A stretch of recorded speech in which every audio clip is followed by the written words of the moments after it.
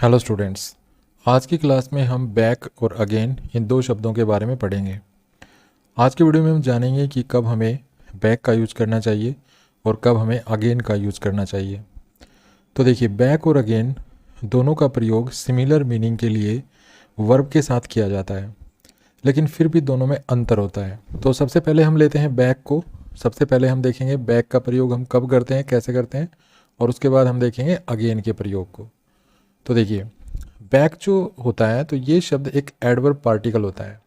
ठीक है, बैक जो होता है ये एक एडवर्ब पार्टिकल होता है और हम बैक का प्रयोग जो है वर्ब के साथ करते हैं। लेकिन हम बैक का प्रयोग तब करते हैं जब हमें किसी व्यक्ति या वस्तु के उसके पहले वाली सिचुएशन या पोजीशन पर वापसी का बोध कराना हो। ठीक है, मान लीजिए किसी वस्तु की सिचुएशन या पोजीशन पहले यहाँ थी, ठीक है, लेकिन अब फ़िलहाल हमारे बोलते समय उसकी पोजीशन सिचुएशन यहाँ है। तो अगर हम ये बोध कराना चाहते हो कि ये व्यक्ति या वस्तु जो कुछ भी है यहाँ पे, इसकी जो पोजीशन या सिचुएशन है ये पहले वाली हो जाए, जहाँ से ये पहले आई थी यहाँ पे, वहीं पे ये वापस चली जाए। ठीक है, तो यहाँ इस प्रकार हम सिचुएशन या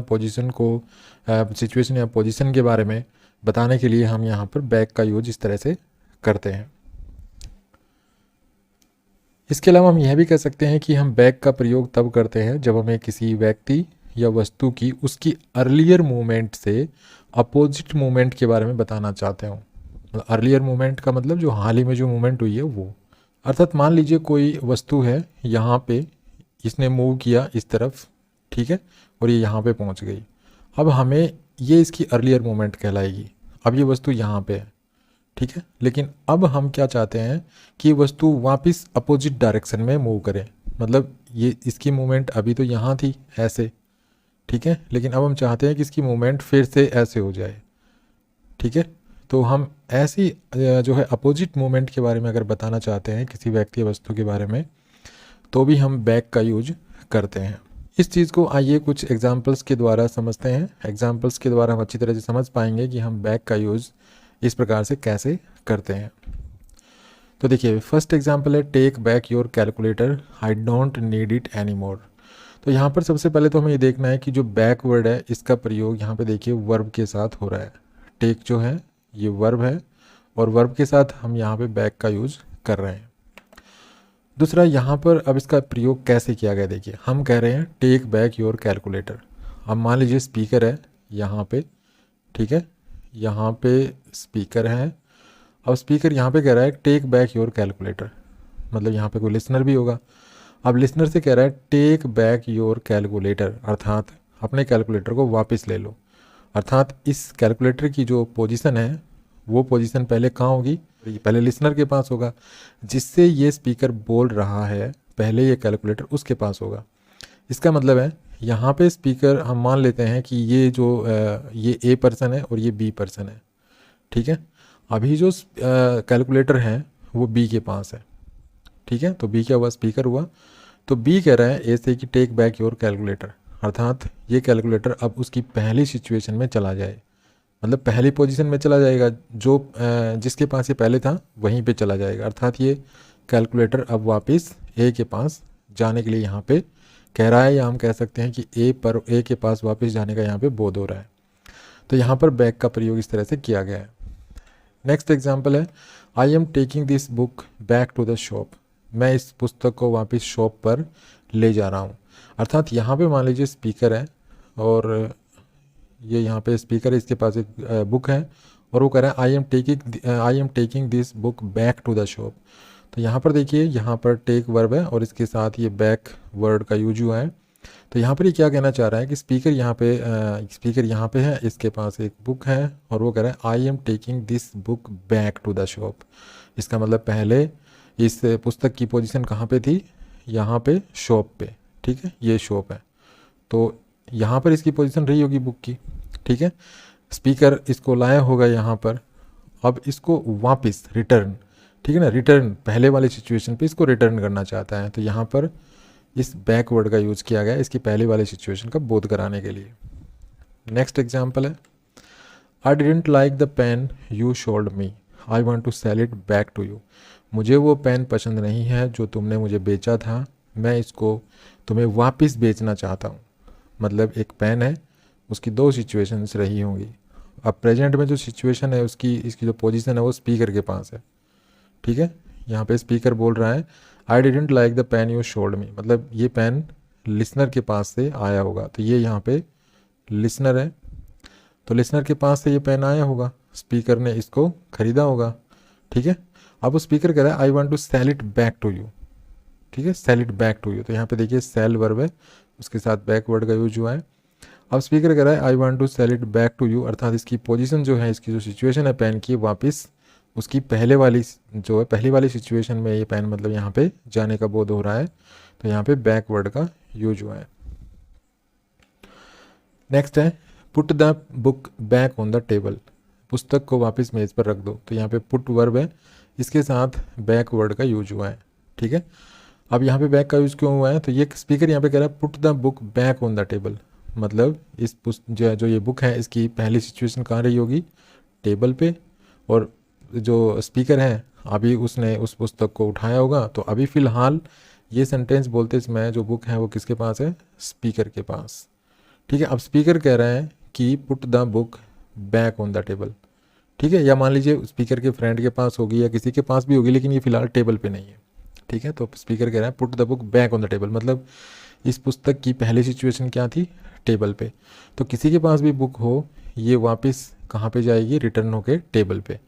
तो इस तरह से जब हम किसी वस्तु की या किसी व्यक्ति की पहले वाली सिचुएशन का बोध कराना चाहते हो, पहली वाली सिचुएशन में वापसी का बोध कराना चाहते हो, तो हम बैकवर्ड का यूज करते हैं। या फिर दूसरा, किसी भी सिचुएशन की जो अर्लियर मूवमेंट है, किसी भी मतलब किसी भी व्यक्ति या वस्तु की जो अर्लियर मूवमेंट है, अर्लियर मूवमेंट का मतलब है कोई वस्तु मूव करके किसी दूसरे स्थान पे आई है, ठीक है। यहाँ पर पहले यहाँ पे थी मान लीजिए कोई वस्तु, और ये मूव होके इस यहाँ पर आई है, हम इसको पॉइंट दे लेते हैं, ये ए है ये बी है, ठीक है। तो यहाँ पर ये आई है, पुस्तक मूव होके बी पॉइंट पर ए पॉइंट से। तो अब हम क्या चाहते हैं कि ये अपने अपोजिट डायरेक्शन में मूव करे। तो अगर हम ये बताना चाहते हैं कि कोई वस्तु अपने अपोजिट डायरेक्शन में मूव करे, तो यहाँ पर भी हम बैक का यूज़ करते हैं, ठीक है। तो इस तरह से हम बैक शब्द का प्रयोग किसी व्यक्ति या वस्तु की पहले वाली सिचुएशन पर वापसी का बोध कराने के लिए करते हैं। या हम कह सकते हैं कि किसी व्यक्ति या वस्तु की अर्लियर मूवमेंट के अपोजिट मूवमेंट का बोध कराने के लिए भी हम बैक शब्द का प्रयोग करते हैं। उसके बाद बात करते हैं अगेन का, कि हम अगेन शब्द का यूज कैसे करते हैं, क्यों करते हैं। तो देखिए again is also used with a verb, भाई जो अगेन है वो भी बैक की तरह ही जो है वर्ब के साथ प्रयोग किया जाता है, लेकिन इसका प्रयोग आमतौर पर एक्शन को रिपीट करने के लिए किया जाता है, ठीक है।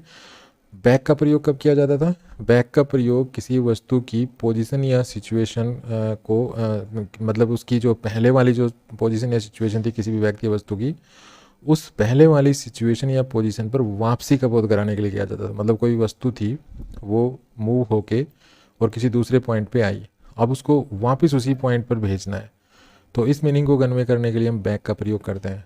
लेकिन अगर हमें किसी एक्शन को रिपीट कराने की बात कहनी हो, या हम कह सकते हैं कि अगर हमें जो है रिपीटेशन ऑफ द एक्शन, किसी एक्शन को रिपीट करने की बात करनी हो, तो हम अगेन वर्ड का यूज करते हैं। जैसे एग्जाम्पल देखिए, play the violin again please, कृपया करके वायलिन को दोबारा बजाओ। इसका मतलब ये जो वायलिन का जो बजाना है, इस एक्शन को रिपीट करने की बात कही गई है, इसलिए यहाँ पर हम अगेन का जो है प्रयोग कर रहे हैं। नेक्स्ट है I did not hear what you sad, भाई जो तुमने कहा वो मैंने नहीं सुना। प्लीज़ से इट अगेन, कृपया इसको दोबारा कहो, अर्थात ये जो कहना एक्शन है इसको रिपीट करने के लिए यहाँ पर अगेन वर्ड का यूज किया गया है। नेक्स्ट है he was really bad tempered, I am not going to invite him again, भाई वो उसका जो स्वभाव है वो वास्तव में बहुत ही ख़राब है और मैं उसको दोबारा इन्वाइट करने नहीं जा रहा हूँ। इसका मतलब यहाँ पर इन्वाइट जो एक्शन है इसको रिपीट ना करने की बात कही गई है, तो यहाँ पर अगेन शब्द का यूज़ किया गया है। नेक्स्ट है I don't think he got your letter, you had better write again, तो यहाँ पे कह रहा है कि मुझे नहीं लगता है कि उसको तुम्हारा जो लेटर है वो मिला होगा, इसलिए तुम्हारे लिए बेहतर है कि तुम उसको पत्र दोबारा लिखो। तो यहाँ पर जो राइट एक्शन है इसको दोहराने की बात कही गई है, तो यहाँ पर अगेन शब्द का यूज़ किया गया है। तो इस तरह से हम बैक शब्द का यूज करते हैं किसी व्यक्ति या वस्तु की जो पोजीशन है, सिचुएशन है, उसको उसमें रिटर्न दिखाने के लिए। ठीक है, उसमें रिटर्न दिखाने के लिए या उसका जो मोमेंट है वो मोमेंट अपोजिट डायरेक्शन में दिखाने के लिए हम बैक शब्द का यूज करते हैं। लेकिन अगर हमें एक्शन को रिपीट करने की बात कहनी हो तो हम अगेन शब्द का यूज इस तरह से करते हैं। अब देखते हैं सेल बैक और सेल अगेन में क्या डिफरेंस होता है। तो देखिए, अगर मैं कहता हूँ I sold my bike back to my friend, मैंने अपनी जो बाइक है वो वापस बेच दी मेरे मित्र को, तो यहाँ पे देखिए बैक का यूज हुआ है। तो हम बैक का यूज़ कब करते हैं? हम बैक का प्रयोग तब करते हैं जब हमें किसी व्यक्ति या वस्तु के उसके पहले वाली सिचुएशन या पोजीशन पर वापसी का बोध कराना हो। ठीक है, तो अब यहाँ पे स्पीकर कह रहा है I sold my bike back to my friend, मैंने अपनी बाइक वापस अपने फ्रेंड को बेच दी। इसका मतलब खरीदी किससे थी? फ्रेंड से। मान लीजिए ये एक ए पर्सन है और ये जो है ये फ्रेंड है। किसका फ्रेंड है? बी का। ठीक है, ये बी का फ्रेंड था। तो जो ये बी है ये यहाँ पे स्पीकर है मान लीजिए। तो ये बी जो कह रहा है वो क्या कह रहा है कि आई सोल्ड माई बाइक बैक, अर्थात ये बाइक पहले यहाँ आई। ठीक है, स्पीकर के पास। अब स्पीकर कह रहा है आई सोल्ड इट बैक, अर्थात ये वापस गई अपनी पहले वाली सिचुएशन में, पहले वाली पोजीशन में। तो यहाँ पर जो है रिटर्न का मतलब किसी व्यक्ति या वस्तु की वापसी का बोध कराने के लिए हम बैक का यूज़ करते हैं, उसकी पहले वाली सिचुएशन पर वापसी का। तो यहाँ पर कोई वस्तु है उसकी वापसी का यहाँ पे बोध कराया गया है उसकी पहले वाली सिचुएशन में, पहले वाली पोजीशन में। पहले वाली पोजीशन क्या है? उसके फ्रेंड के पास। पहले इसके फ्रेंड के पास थी, अब ये इसके पास आई, स्पीकर के पास। अब ये वापसी का बोध हो रहा है यहाँ पर। लेकिन सेकंड एग्जांपल हम लेते हैं। सेकंड एग्जांपल में ये कह रहा है my friend sold the bike to me, मेरे फ्रेंड ने ये बाइक मुझे बेची थी, and I sold it again, और मैंने इसको दोबारा बेच दिया। तो अब देखिए, ये यहाँ पे फ्रेंड था ए, ये यहाँ पे फ्रेंड था ए, यहाँ पे स्पीकर है। ठीक है, यहाँ पर ये स्पीकर है, ये बाइक यहाँ आई। ठीक है, तो हमने यहाँ पर जब इसकी पोजीशन को मतलब जो इसकी बाइक की जो पोजीशन है या इसकी जो सिचुएशन है वो इसको वापस उसी सिचुएशन में भेजने के लिए यहाँ पे हम क्या यूज़ करेंगे? बैक, जो हमने यहाँ पे किया। लेकिन यहाँ पर हम कह रहे हैं my friend sold the bike to me, मेरे फ्रेंड ने वो बाइक मुझे बेची थी, and I sold it again, और मैं इसको दोबारा बेच दिया। तो यहाँ पे जो एक्शन है सेल का, इसको रिपीट किया गया है। तो यहाँ पर अब ये वस्तु वापस नहीं गई इसकी पहले वाली सिचुएशन में, स्पीकर ने इसको अगेन बेच दिया। अगेन बेच दिया तो इसकी जो पोजीशन है वो कहीं और गई। ठीक है, वापस यहाँ फ्रेंड के पास नहीं गई। तो इस चीज़ को भी आपको नोट करना है कि जब हम बैक का यूज करते हैं तो कोई वस्तु अपने पहले वाली सिचुएशन में, पहले वाली जो पोजीशन है वहाँ पर चली जाती है। लेकिन अगर हम अगेन यूज करते हैं तो वहाँ पर एक्शन रिपीट होने का भाव जो है झलकता है, और वहाँ पर वो वस्तु वापस अपने पहले वाली सिचुएशन में ना जाके कहीं और जाती है। उसके बाद कुछ वर्ब्स ऐसी हैं जहाँ पर हम बैक यूज नहीं करते हैं। ठीक है, कुछ वर्ब्स ऐसी भी हैं जिनके साथ हम बैक का यूज़ कभी नहीं करेंगे। एक तो वर्ब है रिटर्न, क्योंकि इसमें बैक का भाव पहले ही छुपा हुआ है। तो हम ये कहते हैं he has return my book, उसने मेरी जो पुस्तक है वो लौटा दी है। तो यहाँ पर गिव बैक, ठीक है, यहाँ पर इसका मतलब गिव बैक मतलब गिवन बैक हो जाएगा। यहाँ पे he has given back my book. ठीक है, यहाँ हम ये कह सकते हैं he has given my book back. ठीक है, तो गिव बैक का मीनिंग होता है रिटर्न। तो यहाँ पे देखिए बैक जो है वो गिव बैक अगर हम लिखते हैं तो दोनों को हम जो है एक वर्ड में रिटर्न लिखते हैं, तो रिटर्न में ही बैक छुपा हुआ है। तो हम एक्स्ट्रा रिटर्न के साथ बैक वर्ड कभी यूज़ नहीं करेंगे। ठीक है, तो इस चीज़ का ध्यान रखिए कि रिटर्न वर्ब अगर आप यूज़ कर रहे हैं तो इसके बाद आप बैक यूज़ नहीं करेंगे। दूसरा क्लोज के साथ भी हम बैक वर्ड यूज़ नहीं करेंगे। ठीक है, तो ये कुछ शब्द हैं, कुछ वर्ब्स हैं जिनके साथ हम बैक शब्द का यूज नहीं करते हैं।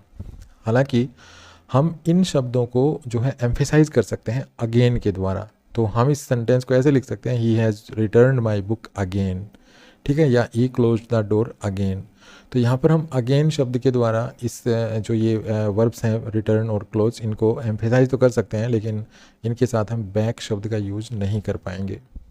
उसके बाद है अगर हम एडवर्ब पार्टिकल या प्रीपोजिशनल फ्रेजेस के साथ अगर हम बैक या अगेन शब्द का यूज करते हैं, ठीक है, तो वहाँ पर क्या सजेस्ट होता है?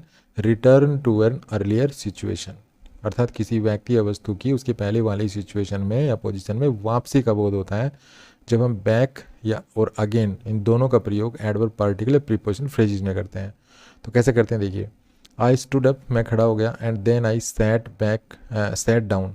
तो यहाँ पे देखिए आप बैक को या अगेन को भूल जाइए यहाँ से। ठीक है, यहाँ से तो यहाँ पे हम कह रहे हैं I stood up and then I sat down. तो यहाँ पे देखिए सैट डाउन, तो यहाँ पर ये एडवर्ब पार्टिकल है, ये यहाँ पे एडवर्ब पार्टिकल है, यहाँ पे वर्ब है।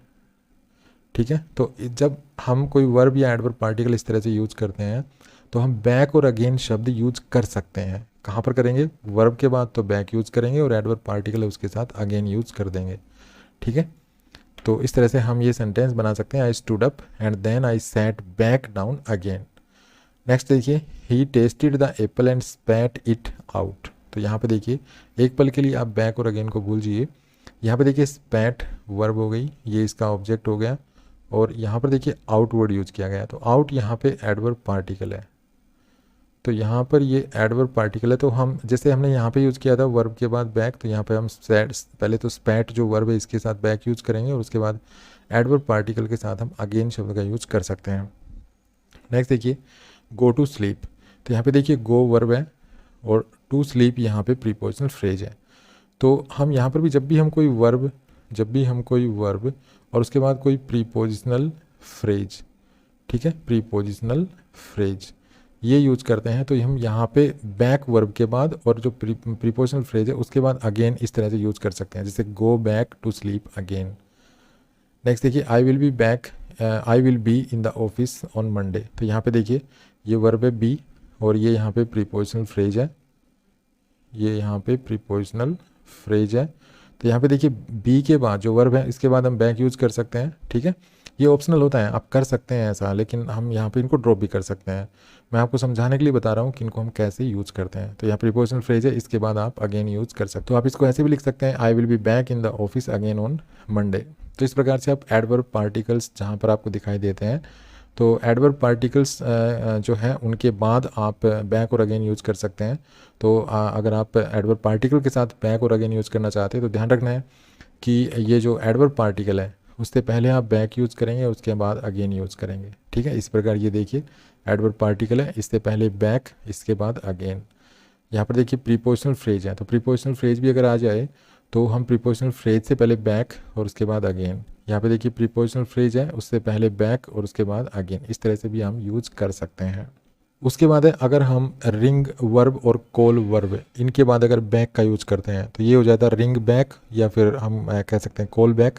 तो ये जो दोनों ये फ्रेज बनती हैं ऐसे, तो इनके साथ हम इस तरह से जब बैक शब्द का यूज करते हैं तो इन दोनों का जो मीनिंग होता है वो होता है रिटर्न ए फ़ोन कॉल या रिपीट ए फ़ोन कॉल। ठीक है, मतलब दोनों का ही। रिंग बैक अगर हम यूज़ करते हैं तो रिंग बैक को हम रिटर्न ए फ़ोन कॉल की सेंस में भी यूज़ कर सकते हैं और इसका मीनिंग रिपीट ए फ़ोन कॉल भी हो सकता है। तो कुछ एग्जांपल्स देखते हैं, वहाँ पर हम इस चीज़ को और अच्छी तरह समझ पाएंगे। जैसे Kamal is not here just now. ठीक है, कमल अभी यहाँ पे नहीं है। Ask him to ring me back again, तो उससे कहना कि वो मुझे वापस कॉल करे। तो यहाँ पे देखिए रिंग मी बैक, तो रिंग बैक यहाँ पे यूज किया जा रहा है। तो यहाँ पे रिंग बैक किस सेंस में यूज हो रहा है? रिटर्न माई कॉल, मतलब जो स्पीकर है वो यहाँ पे कह रहा है कि आस्क हिम, मतलब कमल से कहना है कि वो मेरी कॉल को रिटर्न करे। रिंग मी बैक इसका मतलब रिटर्न माई कॉल। लेकिन यहाँ पे देखिए स्पीकर ये कह रहा है I can not talk to you right now. अब बी कह रहा है okay I will ring back later. तो यहाँ पे भी देखिए रिंग बैक का यूज हुआ है, लेकिन यहाँ पर रिंग बैक का क्या मीनिंग है? Ring again.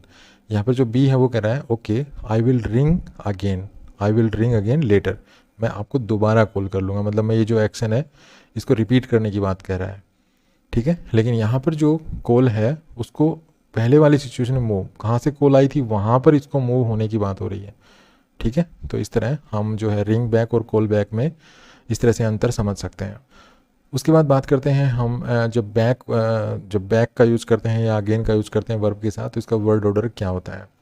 तो देखिए back can be used between a verb and its object, अर्थात जो बैक वर्ब है इसका प्रयोग हम किसी वर्ब या इसके ऑब्जेक्ट के बीच में कर सकते हैं। But if the object is a pronoun, लेकिन अगर ऑब्जेक्ट वर्ब का कोई प्रोनाउन है तो it is used after the object, तो जो बैक है वो हमेशा ऑब्जेक्ट के बाद ही प्रयोग की जाएगी। तो देखिए कुछ एग्जांपल्स लेते हैं, उसमें हम समझ जाएंगे। देखिए यहाँ पे टेक बैक योर बुक, तो यहाँ पे टेक हो गई वर्ब, ये बैक हो गया और ये इसका टेक का ऑब्जेक्ट है। ठीक है, ये ऑब्जेक्ट है। तो हमने क्या कहा था यहाँ पे कि बैक को हम वर्ब और उसके ऑब्जेक्ट के बीच में यूज़ कर सकते हैं। तो यहाँ पे देखिए जो वर्ब है, जो बैक शब्द है उसको हमने ये वर्ब और इस ऑब्जेक्ट के बीच में यूज कर रखा है। यहाँ पर हम इसको ऑब्जेक्ट के बाद भी यूज कर सकते हैं, जैसे टेक योर बुक बैक। तो यहाँ पे देखिए ये टेक वर्ब हो गई, ये इसका ऑब्जेक्ट हो गया, और ये बैक लास्ट में। ठीक है, तो हम ऐसा कर सकते हैं। लेकिन अगर जो ऑब्जेक्ट है वो अगर कोई प्रोनाउन है, ठीक है, ऑब्जेक्ट अगर कोई प्रोनाउन है, तो हम जो ये बैक शब्द है इसको सिर्फ ऑब्जेक्ट के बाद ही रख सकते हैं। जैसे टेक इट बैक, तो यहाँ पे देखिए टेक वर्ब है, ऑब्जेक्ट एक प्रोनाउन, ठीक है, ये प्रोनाउन है। तो अब बैक को हम कहाँ यूज़ करेंगे? ऑब्जेक्ट के बाद यूज़ कर सकते हैं, ठीक है, यहाँ तो यूज़ कर सकते हैं, तो ये सेंटेंस तो ठीक है। लेकिन अगर आप इसको ऐसे लिखते हैं टेक बैक इट, तो ये हो जाएगा गलत, हम इसको ऐसे यूज़ नहीं कर सकते। अब जैसे हमने यहाँ पे बैक के बारे में सीखा ये 2 एग्जाम्पल्स में, वहाँ पे हम अगेन को कैसे यूज़ करेंगे? देखिए काउंट द नोट्स अगेन, तो यहाँ पे काउंट वर्ब हो गई, नोट्स ऑब्जेक्ट हो गया, और अगेन जो है उस ऑब्जेक्ट के बाद यूज हुआ है। हम यहाँ जैसे हमने ये जो बैक है, यहाँ पे देखिए ये जो बैक है यहाँ पे, इसको हमने ऑब्जेक्ट के बाद यूज ऐसे कर लिया था, और बैक को हम ऑब्जेक्ट से पहले भी यूज कर सकते हैं ऐसे, लेकिन जो अगेन है उसको हम सिर्फ ऑब्जेक्ट के बाद ही यूज कर सकते हैं। अगर हम इसको ऐसे लिखते हैं काउंट अगेन द नोट्स, तो यहाँ पे काउंट तो हो गई वर्ब, ये इसका ऑब्जेक्ट हो गया, ठीक है, और हम यहाँ पे अगेन जो है इस वर्ब ऑब्जेक्ट से पहले यूज कर दिया, तो ऐसा हम अगेन के साथ नहीं कर पाएंगे। ठीक है, आई होप आप इस चीज़ को समझ गए होंगे। तो कैसा लगा वीडियो? अगर वीडियो अच्छा लगा तो प्लीज़ को लाइक कीजिए, शेयर कीजिए, चैनल को सब्सक्राइब करना ना भूलें। Thanks for watching this video, happy learning, bye bye.